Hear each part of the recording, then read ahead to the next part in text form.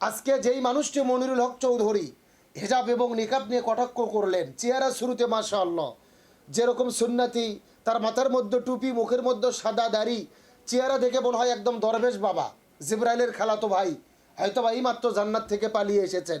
কিন্তু এত সুন্দর চেহারার একজন মানুষের মন যে এত কালো হতে পারে, এত ইসলাম বিদ্বেষী পাপের বীজ তার অন্তরে থাকতে পারে, এটা মনিরুল হক চৌধুরীকে না দেখলে হয়তো বা আমরা বুঝতাম না।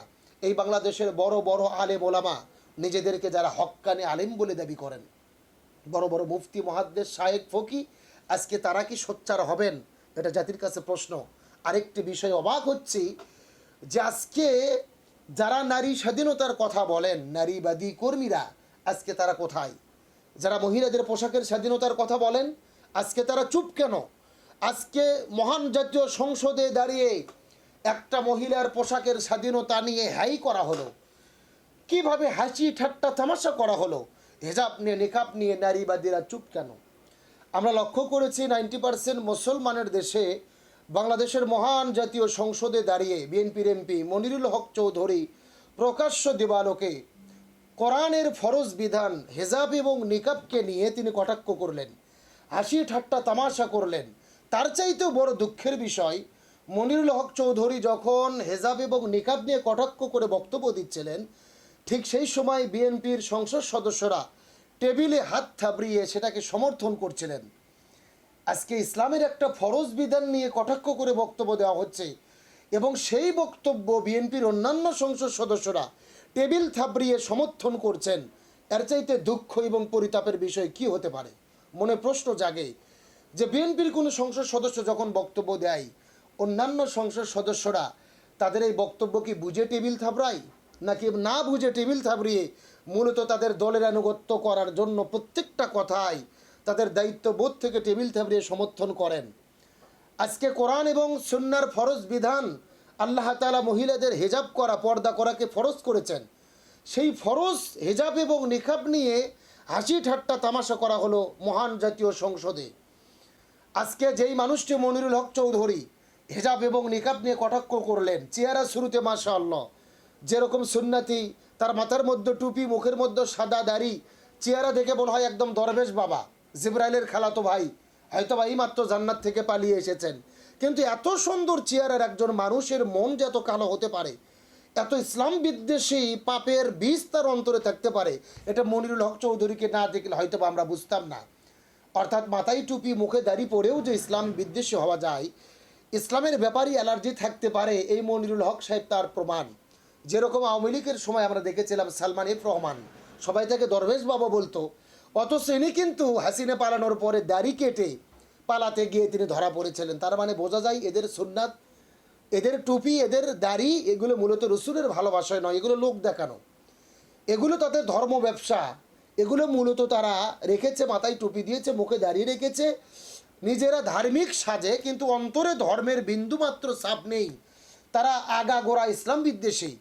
এবং শহীদ প্রেসিডেন্ট জিয়াউর রহমানের দল বিএনপি, মরহুম শহীদ প্রেসিডেন্ট জিয়াউর রহমান, তিনি ইসলাম প্রীতি একজন ধার্মিক ব্যক্তি ছিলেন, যিনি আল্লাহর প্রতি অবিচল আস্থা এবং বিশ্বাসের কথা বলেছিলেন, যিনি বিসমিল্লাহ সন্নিবেশিত করেছিলেন সংবিধানে। অথচ আজকে আমরা অবাক হই, সেই বিএনপির দলের এমপিরা কীভাবে ইসলাম বিদ্বেষী হতে পারে? আসলে শহীদ প্রেসিডেন্ট জিয়াউর রহমান যেরকমভাবে ইসলামের প্রতি মহাব্বত, ভালোবাসা ছিল, সার্ক গঠন করেছিলেন, ইসলামের প্রতি তার মহাব্বত ছিলেন, অথচ এই বিএনপির ভেতরে বর্তমানে যেই এমপিগুলো আওয়ামী লীগ থেকে এসেছে, মূলত তারাই ইসলাম বিদ্বেষী হয়েছে, তারাই আজকে নাস্তিক, মোরতাদ, বেঈমানদের খাতায় নাম লিখিয়েছে। আমরা যেই মনিরুল হক চৌধুরীর কথা বলছি, ইতিহাস দেখলাম তিনি 1974-75 সালে যেই সময় বঙ্গবন্ধু শেখ মুজিবুর রহমান বাকশাল কায়েম করেছিলেন, সেই সময় তিনি ছাত্রলীগের সভাপতি ছিলেন। তারপরে তিনি জাতীয় পার্টি থেকে ইরশাদের আমলে এমপি হয়েছিলেন, এখন তিনি বিএনপির হাইব্রিড নেতা। যেরকম ফজলুর রহমান সাহেব লোকে ফজা পাগলা বলে, উনি যেরকম আওয়ামী লীগ ছিলেন, ছাত্রলীগ ছিলেন, এখন বর্তমানে হাইব্রিড বিএনপি। এইরকম হাইব্রিড বিএনপিরাই বিএনপিতে ঢুকে কিন্তু তারা ইসলাম বিদ্বেষী হচ্ছেন, আওয়ামী প্রীতি দেখাচ্ছেন, ইসলামের বিরুদ্ধে বিএনপিকে দাঁড় করানোর চেষ্টা করছেন। সুতরাং তারেক রহমান মাননীয় প্রধানমন্ত্রী, তার প্রতি আবার উদ্যত আহ্বান থাকবে, আপনি শহীদ প্রেসিডেন্ট জিয়াউর রহমানের সন্তান, আপনি বেগম খালেদা জিয়ার সন্তান, যিনি আপসীন দেশনেত্রী ছিল। সুতরাং আপনার দলে এমপি মন্ত্রী হয়ে বড় বড় নেতা হয়ে ইসলামের বিরুদ্ধে অবস্থান নেবে, এটা আপনি কখনো বরদাস্ত করবেন না। সুতরাং আপনার উচিত এই সমস্ত ইসলাম বিদ্বেষীদেরকে চিহ্নিত করে এখনই দল থেকে গলা ধাক্কা দিয়ে বের করে দেন, নতবা এরা যদি দলে থাকে এরা নিজেরাও ডুববে, দলটাকেও ডুবিয়ে ছাড়বে, বিএনপিকে প্রশ্নবিদ্ধ করবে, বিএনপি নামক দলটাকে তারা ইসলামের বিরুদ্ধে দাঁড়িয়ে দেবে। অথচ এই দেশের মানুষ কিন্তু জানে যে বিএনপি দল ইসলামের পক্ষে, শহীদ প্রেসিডেন্ট জিয়াউর রহমান ইসলামের পক্ষে ছিলেন, বেগম খালেদা জিয়া ইসলামের পক্ষে ছিলেন। সুতরাং ওই বিএনপিকে কারা ইসলামের বিরুদ্ধে দাঁড় করাচ্ছে, এটা যদি আপনারা এখনই চিহ্নিত করে সিদ্ধান্ত না নেন, তাহলে কিন্তু বিএনপির অধপতন হতে পারে আওয়ামী লীগের মতোই। সুতরাং আমরা এই ঘটনা মনিরুল হক ফারুক, মনিরুল হক চৌধুরী যেরকম আল্লাহর ফরজ বিধান হিজাব এবং নিকাব নিয়ে কটাক্ষ করেছে, আমরা এই ঘটনার তীব্র নিন্দা এবং প্রতিবাদ জানাই। শরীয়তের দৃষ্টিভঙ্গিতে যারা ইসলামের কোনো ফরজ বিধানকে কটাক্ষ করে তারা মুরতাদ হয়ে যায়, আর মুরতাদ এদেরকে আবারও প্রকাশ্যে তৌবা করে কালেমা পড়ে মুসলিম হতে হবে। অর্থাৎ যারা ইসলামের ফরজ বিধানকে কটাক্ষ করে ছোট করে দেখে তারা আর মুসলিম থাকতে পারে না, তারা মুরতাদ হয়ে যায়, ইসলাম থেকে খারিজ হয়ে যায়। তাদের এখন উপায় আল্লাহর কাছে তৌবা করে প্রকাশ্য ক্ষমা চেয়ে আবারও দিনের পথে ফিরে আসা। এই মনিরুল হক চৌধুরী আগাগোড়া ইসলাম বিদ্বেষী। আজকে তার আরও একটা বক্তব্য শুনলাম, তিনি বলছেন যে স্কুল কলেজ ভার্সিটিগুলোতে ইসলামের ইতিহাস সাবজেক্ট পড়ায় লাভ কি, মোগল সম্রাটের ইতিহাস পড়ে লাভ কি, নবী রাসূলের ইতিহাস পড়ে লাভ কি। সুতরাং ইতিহাস সাবজেক্ট বাদ দিয়ে চিড়িয়াখানা তৈরি করা ভালো, নাউজুবিল্লাহ। ইসলামের ইতিহাস যেখানে কোরআন সুন্নাহ ইসলামের ইতিহাস শেখানো হয়, নবী রাসূলদের জীবনী শেখানো হয়, মুসলমানদের অতীত ঐতিহ্য শেখানো হয়, সেই ইসলামের ইতিহাস তার ভালো লাগছে না। তার মানে তিনি আগাগোড়া যে ইসলাম বিদ্বেষী, তার অন্তরে যে ইসলাম সম্পর্কে অ্যালার্জি চুলকানি, এটাই কিন্তু তার প্রমাণ। সুতরাং এই সমস্ত ইসলাম বিদ্বেষীদেরকে দলে কখনোই ঠাঁই দেবেন না। আজকে মনে প্রশ্ন জাগে, মহান জাতীয় সংসদে দাঁড়িয়ে হেজাব এবং নিকাবকে নিয়ে কটাক্ষ করা হলো, বাংলাদেশের আলেম সমাজ কি সোচ্চার হবেন? জাতীয় মসজিদের খতিব আল্লামা আব্দুল মালিক হাফিজাহুল্লাহ তিনি কি হুঙ্কার দেবেন, এই মুরতাদদের ব্যাপারে কথা বলবেন? তিনি কি সোচ্চার হবেন? এটা আজকে জাতির কাছে প্রশ্ন।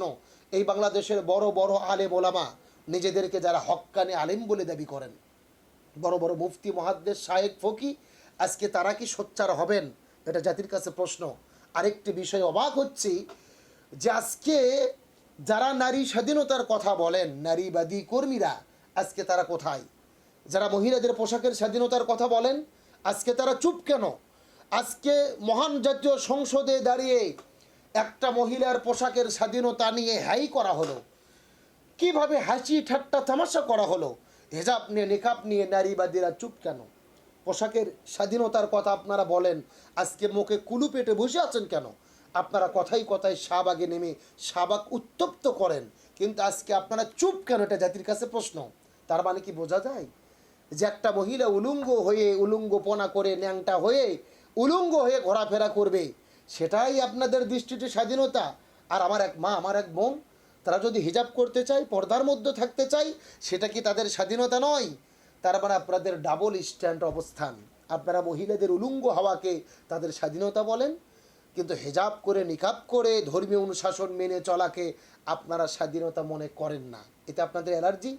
আপনারা মনে করেন এগুলো আনকালচার, মধ্যযুগীয় কালচার, এগুলো আপনাদের কাছে ভালো লাগে না। সুতরাং এই ডাবল স্ট্যান্ড অবস্থান পরিবর্তন করুন। সত্যিই যদি নারীদের স্বাধীনতার কথা বলেন, আজকে সংসদে আমার যেই বোনকে কটাক্ষ করা হয়েছে, হেজাব নিকাব নিয়ে প্রকাশ্য দেবালোকে হাসি ঠাট্টা তামাশা করা হলো, এর ব্যাপারে আপনাদের শাহবাগে নামতে হবে, এর ব্যাপারে প্রতিবাদ করে আপনাদের কথা বলতে হবে। যদি সেটা বলতে না পারেন, তাহলে আমরা বুঝবো আপনারা কূপ মুন্ডু কুয়ার ব্যাং।